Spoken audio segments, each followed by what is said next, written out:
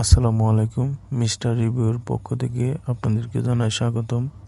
আজকে আমরা একটি আলট্রাপ্যাড ম্যাক্সের রিভিউ করে দেখাবো। আমরা মূলত খুলে দেখব এটার ভিতরে কি আছে এবং কি পার্টস দিয়ে এটা তৈরি হয়েছে, কি ধরনের ব্যাটারি ব্যবহার করা হয়েছে, এগুলো মূলত আমরা খুঁটিনাটি বিষয়গুলো দেখার চেষ্টা করব।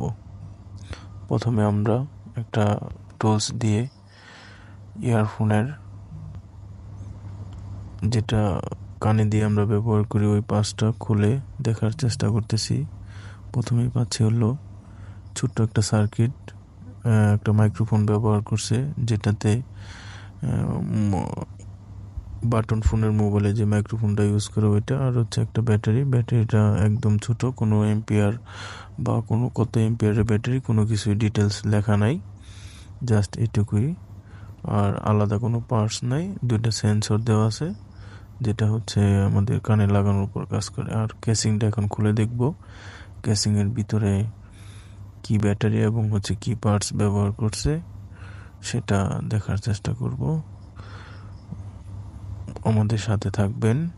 নেক্সট কি বিষয়ে জানতে চান সেটাও কমেন্টস করে বলবেন যে কোন প্রোডাক্টের রিভিউ এভাবে খুলে দেখতে চান, আমি তাই দেখানোর চেষ্টা করব। এখন আমরা কেসিংটা খুললাম। খোলার পরে প্রথমে দেখি ব্যাটারিটা ফুলে আছে। ব্যাটারিটা একটা গাম দিয়ে লাগানো ছিল সার্কিটের সাথে। তো যে সার্কিটটা দেওয়া হয়েছে এটা একেবারে পাতলা একটা সার্কিটে একটা স্ক্রু দেওয়া আছে, দুইটা স্ক্রু, তো স্ক্রু দুইটা খুলি। তারপর দেখি পিছন পাটে কোনো আইসি বা কি ব্যবহার করছে একটু দেখার চেষ্টা করব। তারপর এটা সম্ভবত পিছন দিয়ে লক করা আছে।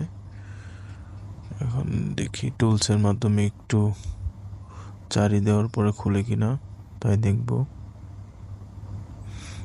জোরে চারি দেওয়ার পরে এটা খুললো।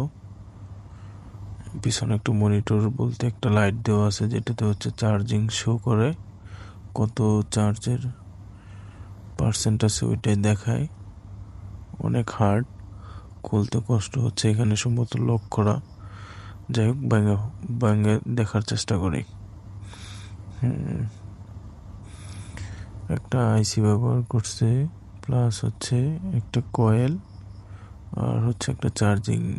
ধন্যবাদ, আমাদের পাশে থাকবেন। নেক্সট কি দেখতে চান অবশ্যই জানাবেন।